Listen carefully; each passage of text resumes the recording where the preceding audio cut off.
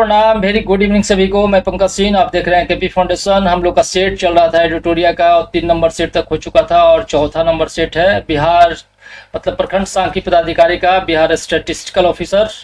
हम लोग set number 4 करने वाले हैं और रजिस्ट्रेशन का डेट समाप्त हो चुका है। 3,64,000 समथिंग लोग रजिस्टर्ड हुए हैं।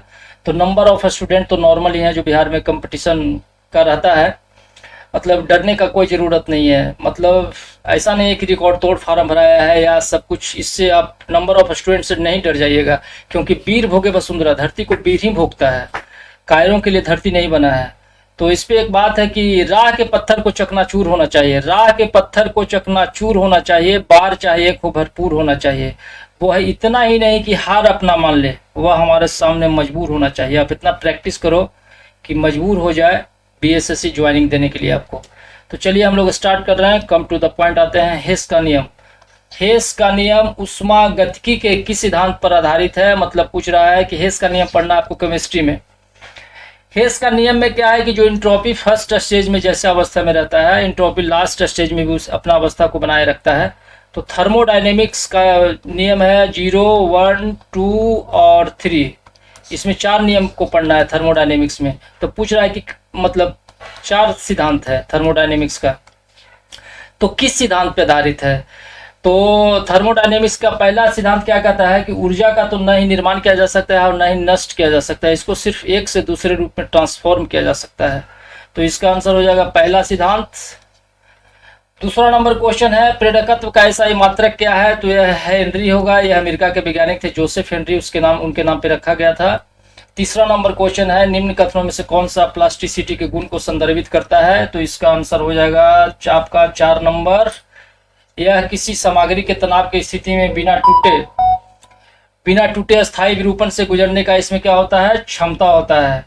प्लास्टिसिटी क्या होता है कि वह गुण है जिसमें कोई वस्तु स्थायी रूप से अपना कार्य आकृति बदल लेता है, और जब उस पर बाहरी बल लगाया जाता है, मतलब बाहरी बल अगर लगाया जाए तो अपना जो है आकार वो चेंज कर लेता है, और बल हटाने के बाद भी वह मूल आकार में बेचारा फिर वापस कभी नहीं आ पाता है, उसी को कहते हैं।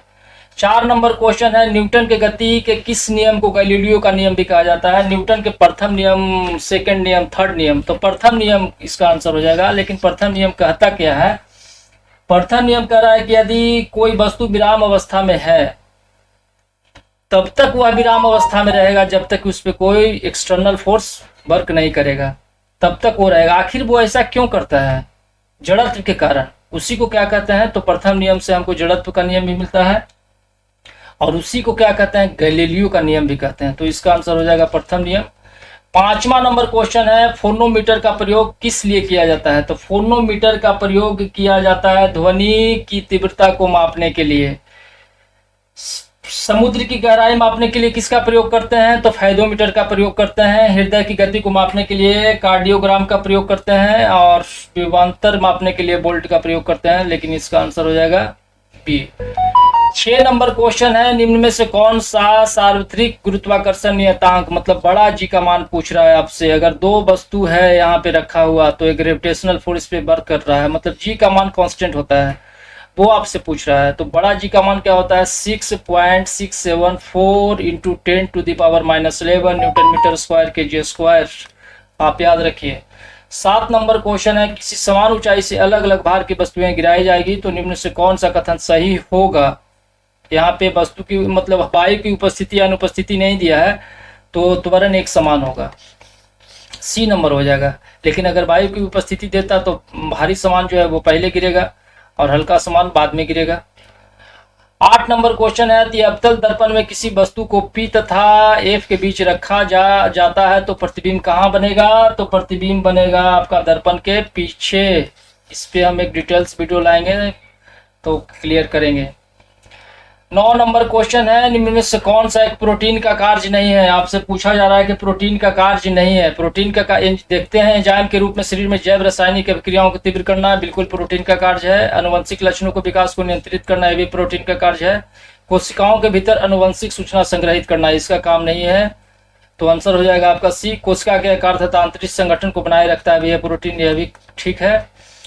लेकिन कोशिका के भीतर आनुवंशिक सूचना संग्रहित कौन करता है? यह करता है डीएनए और आरएनए करता है। 10 नंबर क्वेश्चन है निम्नलिखित में से कौन सा कथन आंतरिक श्वसन को संदर्भित करता है। आंतरिक श्वसन को संदर्भित कौन करता है, तो यह करता है रक्त तथा ऊतकों के बीच गैसों का आदान प्रदान होना।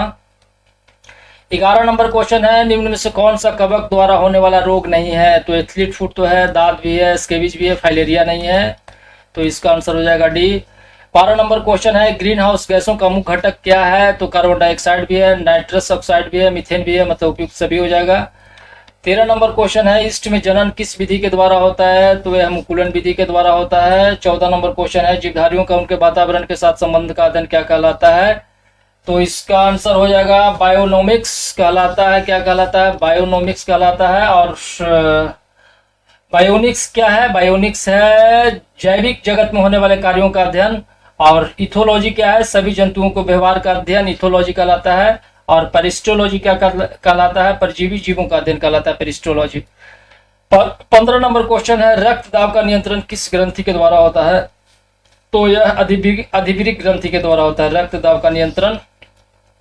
16 नंबर क्वेश्चन है पित्त रस का स्राव किस लिए आवश्यक है। पित्त रस का स्राव किस लिए आवश्यक है भाई, तो वसा का पाचन के लिए आवश्यक है, वसा का पाचन के लिए आवश्यक है। पित्त रस का कहाँ संचित होता है, तो पित्ताशय में संचित होता है। पित्त रस का स्राव कहाँ से होता है, तो यकृत के द्वारा होता है। और वसाओं का पाचन हेतु पित्त रस बहुत इंपॉर्टेंट है। 17 नंबर क्वेश्चन है रेड डॉट नामक बीमारी किस पौधे में होती है। रेड डॉट नामक बीमारी किस पौधे में होती है, तो यह किस में होता है, गन्ना में होता है। और गन्ना में एक रोग और होता है लालधारी, और मतलब गन्ना में रेड रॉट नामक बीमारी किसके कारण होता है, तो कोलोटोट्राइकम फॉल्केटम के द्वारा होता है। 18 नंबर क्वेश्चन है इल्बर्ट बिल किस वायसराय के द्वारा लाया गया था, तो इल्बर्ट बिल लाया गया भाई साहब 1883 और लॉर्ड रिपन का शासनकाल था। लॉर्ड रिपन का शासनकाल था 80 से 84 ईस्वी, तो लाया गया कब, 1883, मतलब लॉर्ड रिपन के शासनकाल में लाए थे। कौन, सर कॉटन इल्बर्ट 1883 में लाए। इसमें क्या था कि भारतीय लोग भी जजमेंट कर सकते हैं, तो अंग्रेज को बहुत बुरा लग गया, तो वो विद्रोह कर दिया। इस बिल को 1884 में क्या किया गया, वापस कर दिया गया। 1937 के चुनाव में किस प्रांत में कांग्रेस की सरकार नहीं बनी थी, तो यह बंगाल में नहीं बना था, उड़ीसा में बना, मध्य प्रांत में बना, बिहार में बना, बंगाल में नहीं बना था। सोचिए उसमें क्या अवस्था था कि 13% लोग ही मतलब वोट दिए थे। कौन दे रहा था वोट, कर देने वाला, टैक्स जो दे रहा था, जो एजुकेटेड समाज था हमारा वो दे रहा था, और जमींदार दे रहे थे। चलिए 20 नंबर है निम्नलिखित में कौन कैबिनेट मिशन योजना का सदस्य नहीं था। कैबिनेट मिशन योजना आया इंडिया में 1946, उसमें इंग्लैंड ब्रिटेन के प्रधानमंत्री क्लीमेंट एटली थे, और Pethick Lawrence, Stafford Cripps, Alexander तीनों थे, लॉर्ड बेवेल नहीं थे, तो इसका आंसर हो जाएगा सी।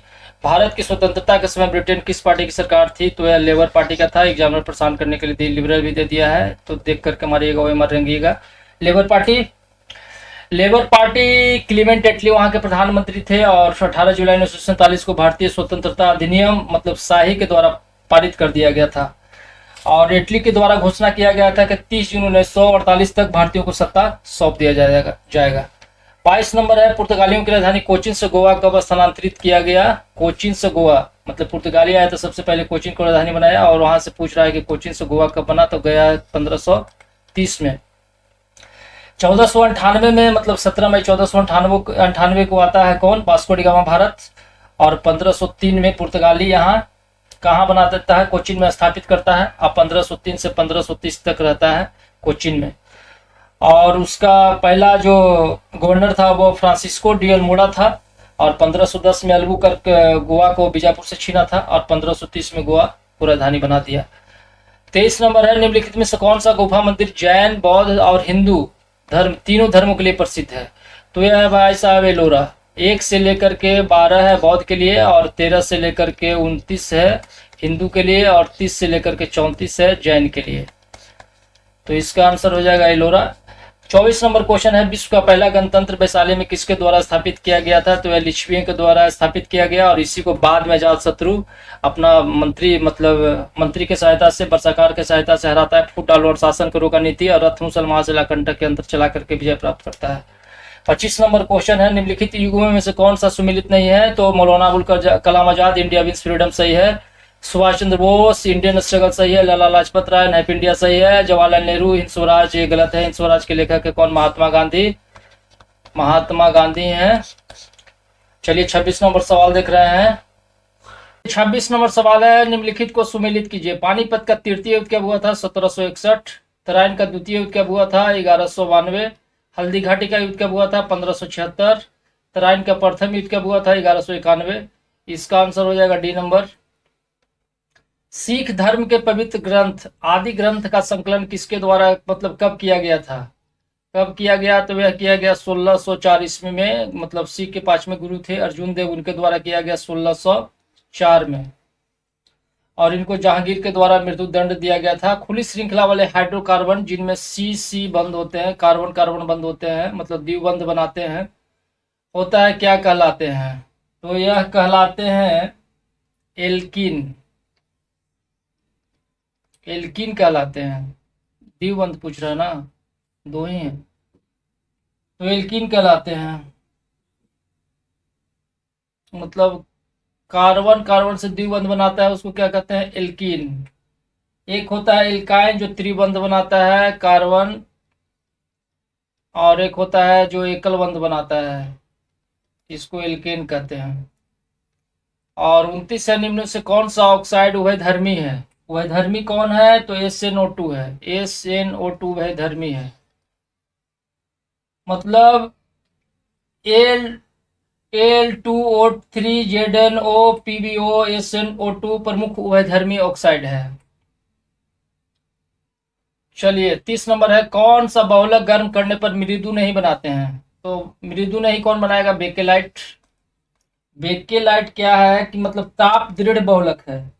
बेकेलाइट का प्रयोग कहाँ किया जाता है? विद्युत स्विच, विभिन्न बर्तनों में हैंडल में प्रयोग करते हैं, मतलब कुकर वगैरह के हैंडल में किसका प्रयोग होता है? बेकेलाइट का।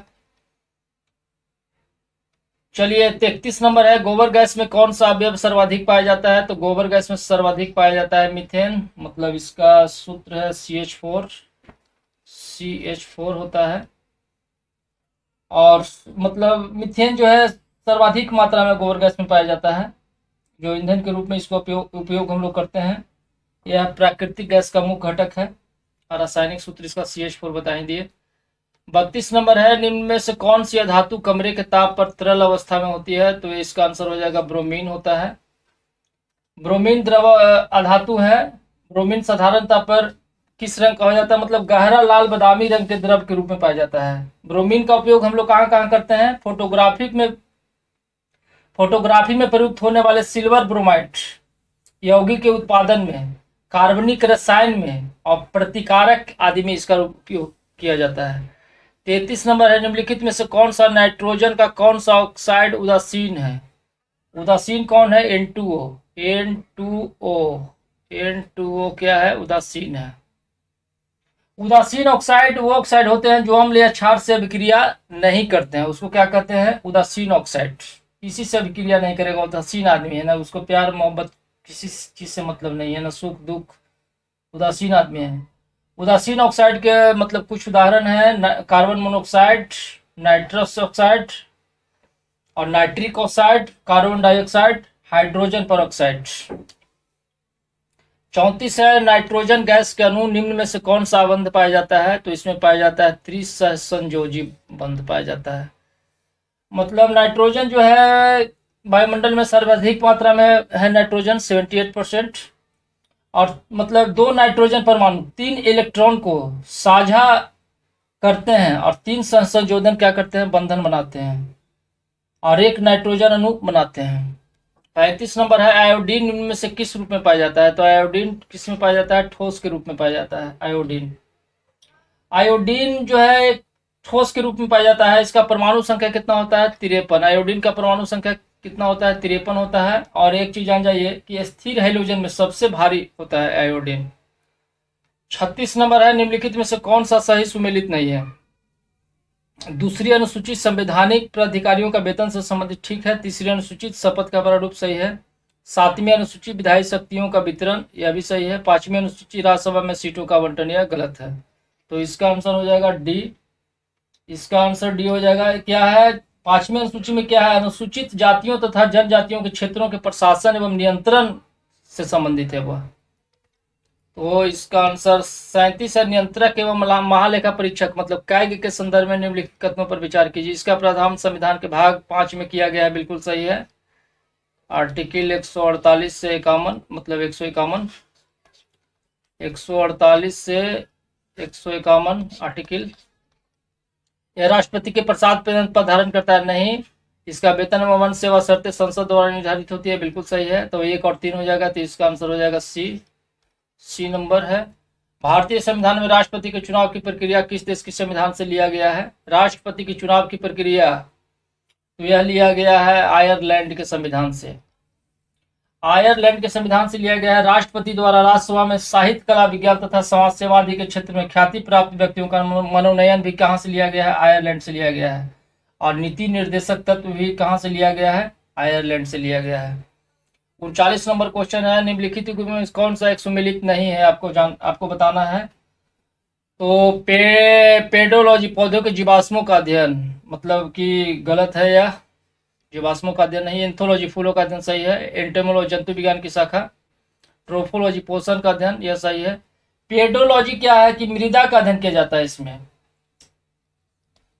मृदा का अध्ययन किया जाता है पेडोलॉजी में। और मतलब विज्ञान के 2 प्रमुख क्षेत्र हैं, पेडोजोनिक्स एवं एडोफोलॉजी। मतलब पेडोलॉजी जो है, पेडोजोनिक्स में मृदा की उत्पत्ति, मृदा आकार की और मृदा वर्गीकरण के संबंध में इसके बारे में जानकारी मिलता है। और एडोफोलॉजी में यह मालूम होता है कि मिट्टी, कवक और अन्य जीवित चीजों तथा पौधे को कैसे प्रभावित करता है। 40 है, भारतीय राष्ट्रीय अंतरिक्ष संवर्धन और प्राधिकरण केंद्र INSpace का मुख्यालय कहाँ है? तो इसका आंसर हो जाएगा कहाँ है, अहमदाबाद में स्थित है यह। मतलब गुजरात राज्य के अहमदाबाद जिले में कहाँ स्थित है? भोपाल में स्थित है।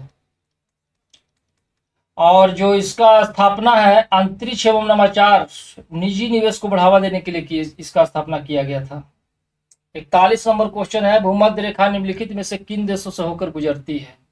तो इसका आंसर हो जाएगा मालदीव, गैबोन और ब्राजील। मालदीव, गैबोन और ब्राजील। मतलब भूमध्य रेखा जो है 13 देश, 3 महाद्वीप और 3 जल निकायों से होकर गुजरती है। 13 देश कौन कौन देश है? मतलब अफ्रीका का देश अगर लेते हैं, दक्षिण अमेरिका का देश अगर सबसे पहले लेते हैं तो इक्वाडोर, कोलंबिया और ब्राजील। अफ्रीका का अगर देश लेते हैं तो गैबोन, कांगो, लोकतांत्रिक गणराज्य युगांडा, केनिया, साओ टोम और प्रिंसिपे, सोमालिया। एशिया के लेते हैं मालदीव, इंडोनेशिया, किरिबाती। और जल निकाय में अटलांटिक महासागर, प्रशांत महासागर और हिंद महासागर।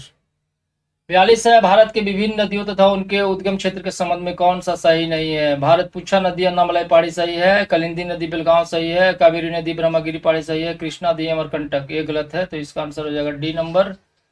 मतलब कृष्णा नदी का उद्गम स्थल है पश्चिमी घाट, महाबलेश्वर से।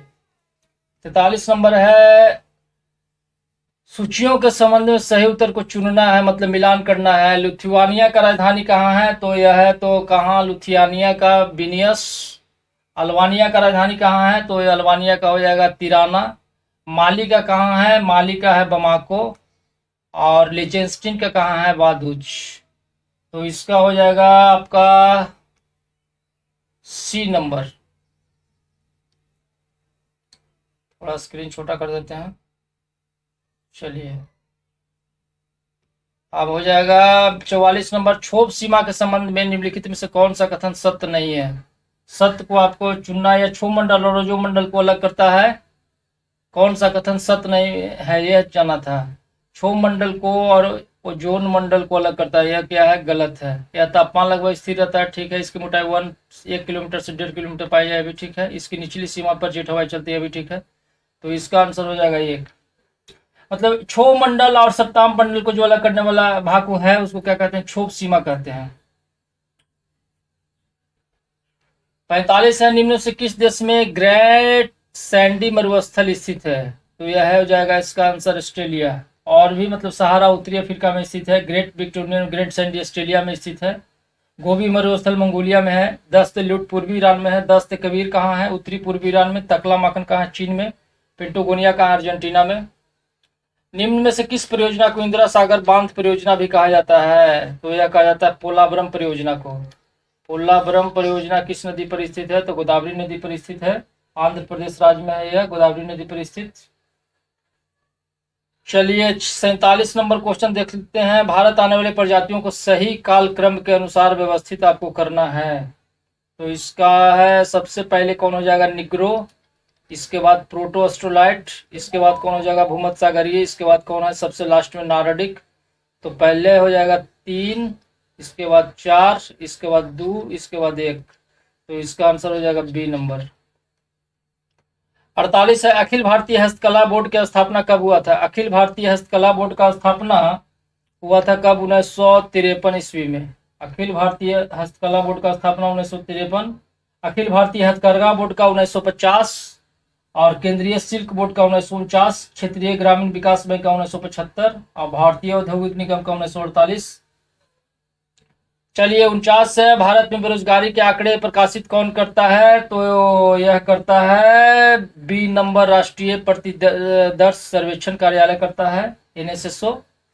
और 50 नंबर क्वेश्चन है, निम्नलिखित में से कौन सी समिति गरीबी से संबंधित है? तो लकड़ावाला समिति, श्री रंगराजन समिति और श्री रंगराजन, लकड़ावाला है, श्री रंगराजन भी है और तेंदुलकर समिति भी है, नरसिम्हन समिति नहीं है। तो इसका आंसर हो जाएगा 1, 2, 3। 1, 2, 3 बी में है। लकड़ावाला समिति का गठन किया गया था 1993 में और तेंदुलकर समिति का गठन किया गया था 2009 में और श्री रंगराजन समिति का गठन किया गया था 2014 में। चलिए 51 नंबर क्वेश्चन देख रहे हैं। भारत की जनगणना 2011 के अनुसार, नंबर क्वेश्चन है, भारत की जनगणना 2011 के अनुसार सर्वाधिक लिंगानुपात वाले केंद्र शासित प्रदेश कौन सा है? तो इसका आंसर होगा पुडुचेरी। पुडुचेरी का है 1037। अगर पूछेगा केंद्र शासित और राज्य दोनों मिलाकर के तो केरल हो जाएगा, 1084 उसका है। केरल का कितना है? 1084। केंद्र शासित प्रदेश में दूसरा नंबर पर कौन है? लक्षद्वीप है, इसका कितना है? 947। चलिए 52 नंबर क्वेश्चन है, राष्ट्रीय हॉर्टिकल्चर मिशन किस पंचवर्षीय योजना में आरंभ किया गया था? तो यह किया गया था 10वीं पंचवर्षीय योजना में। 10वीं पंचवर्षीय योजना का काल था 2002 से लेकर के 7 तक और राष्ट्रीय हॉर्टिकल्चर मिशन का स्थापना किया गया था 2005-6 में। चलिए भारतीय संविधान की प्रस्तावना में उल्लिखित शब्दों का क्रम कौन सा सही है? इसका हो जाएगा आपका बी नंबर, संपूर्ण प्रभुत्व संपन्न समाजवादी पंथ निरपेक्ष लोकतांत्रिक गणराज्य। 13 दिसंबर 1946 को पंडित जवाहरलाल नेहरू के द्वारा पेश किया गया प्रस्तावना को उद्देश्य प्रस्ताव के नाम से, मतलब उद्देश्य से इसीलिए उद्देश्य का इसको बोला जाता है। और 42वां संविधान संशोधन 1976 में इसमें समाजवादी, धर्मनिरपेक्ष और अखंडता शब्द को शामिल किया गया था। 54 नंबर क्वेश्चन है, निम्नलिखित युग्म में से कौन सा युग्म अनुच्छेद प्रावधान सही सुमेलित नहीं है? मतलब अनुच्छेद 126 उच्चतम न्यायालय के तदर्थ न्यायाधीश की नियुक्ति, यह गलत है। अनुच्छेद 132 उच्चतम न्यायालय की अपीलीय अधिकारिता सही है। अनुच्छेद 143 उच्चतम न्यायालय की परामर्श शक्ति सही है। अनुच्छेद 125 100 न्यायाधीशों के वेतन, यह भी सही है। तो अनुच्छेद 126 में क्या है भाई? उच्चतम न्यायालय के कार्यकारी मुख्य न्यायाधीश की नियुक्ति का उल्लेख है, कार्यकारी मुख्य न्यायाधीश है 126 में, समझ गए कि नहीं? 127 में है तदर्थ न्यायाधीशों की नियुक्ति। तदर्थ न्यायाधीशों की नियुक्ति कितना में है? 127 में। और 126 में है कार्यकारी मुख्य न्यायाधीश की नियुक्ति। 55 नंबर है, वैश्विक जलवायु स्थिति रिपोर्ट प्रत्येक वर्ष किस संगठन के द्वारा जारी किया जाता है? तो यह जारी किया जाता है विश्व मौसम विज्ञान संगठन के द्वारा जारी किया जाता है। मतलब इसमें तापमान, महासागरीय उष्मा, महासागरीय अम्लीकरण, समुद्र जल स्तर में वृद्धि, सब कुछ चेक करता है। और केंद्रीय बजट 2023-24 के अनुसार अमृतकाल सप्तवर्षीय प्राथमिकताओं में शामिल नहीं है। तो समावेशी विकास है, युवा शक्ति है, अवसंरचना और निवेश है, मतलब नारी सशक्तिकरण नहीं है। तो इसका आंसर हो जाएगा डी। 7 को लिया गया है, समावेशी विकास, अंतिम व्यक्ति तक पहुंचना, अवसंरचना एवं निवेश, संभावनाओं को उन्मुक्त करना और हरित विकास, युवा शक्ति, वित्तीय क्षेत्र।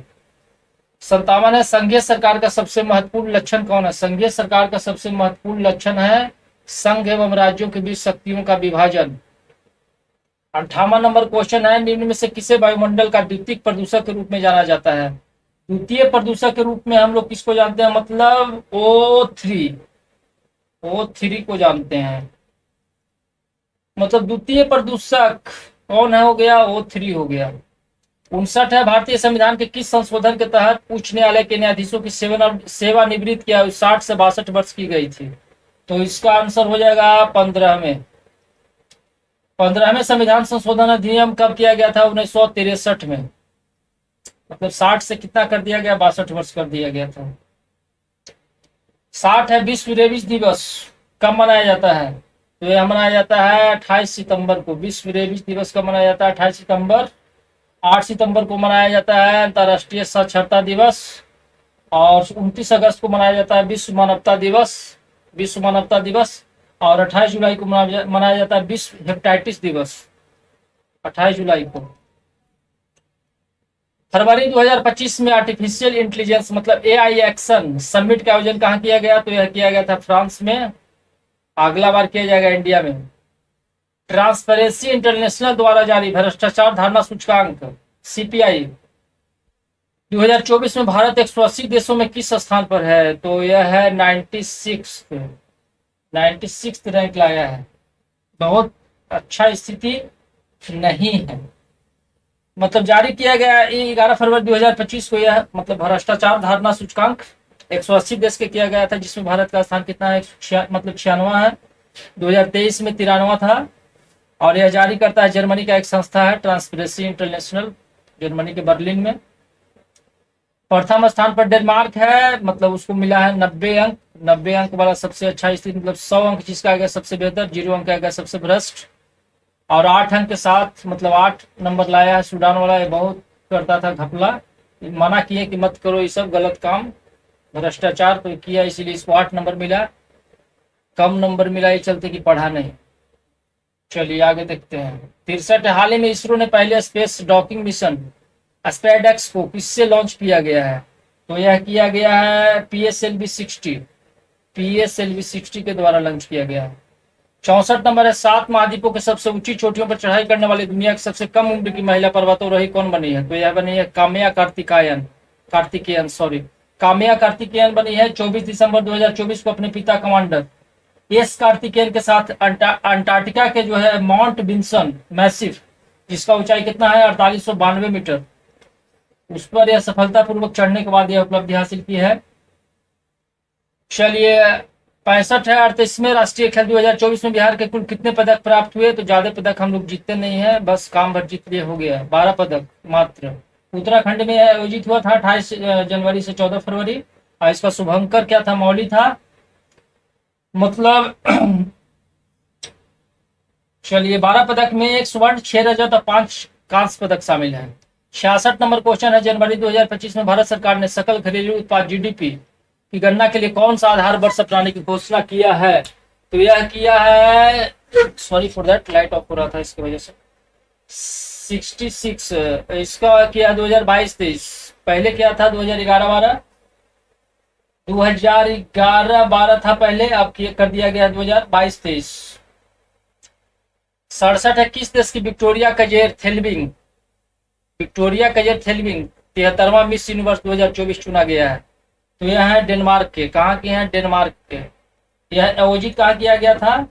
मैक्सिको में। चलिए 68 है, भारत और ओमान संयुक्त नौसैनिक अभ्यास नसीम अल बहर का आयोजन कहाँ किया गया? तो यह किया गया है गोवा में। कहाँ किया गया? गोवा। 69 है, दिसंबर 2024 में सबसे कम उम्र में विश्व शतरंज चैंपियनशिप जीतने वाले खिलाड़ी कौन बने हैं?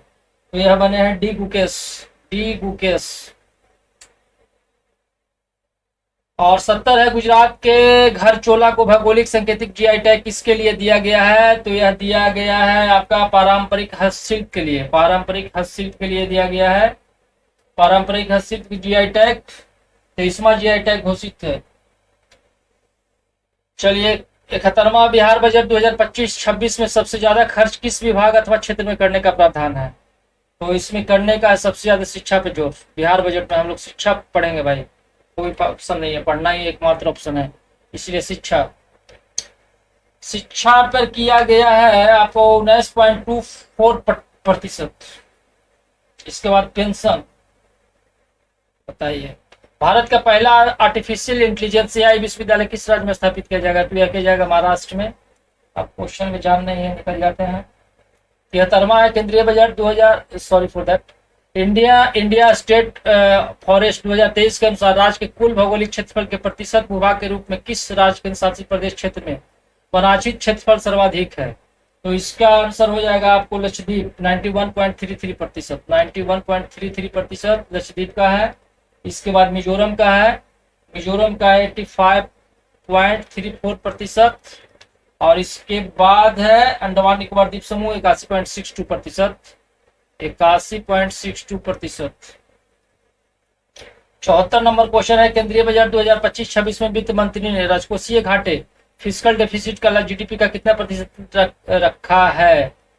तो 74 का हो जाएगा 4.4%। और 75 है वर्ष 2025 में कितने व्यक्तियों को पद्म पुरस्कार दिए जाने की घोषणा केंद्र सरकार के द्वारा किया गया है? 1×3 मतलब 139, 139 व्यक्तियों को, जिसमें ऐसा बात है कि 7 को पद्म विभूषण और 19 को पद्म भूषण और 113 को पद्मश्री दिया जाएगा। 23 महिलाएं हैं, जिसमें 10 विदेशी व्यक्ति हैं और 13 मरणोपरांत व्यक्ति शामिल हैं। तो चैनल को कर लीजिएगा सब्सक्राइब और वीडियो को कर लीजिएगा लाइक। धन्यवाद, नमस्कार, प्रणाम। फिर मिलेंगे आपसे किसी दूसरी वीडियो के साथ। सब्सक्राइब करना नहीं भूलिएगा। आज थोड़ा माथा मेरा दर्द कर रहा था, इसकी वजह से। चलिए, धन्यवाद।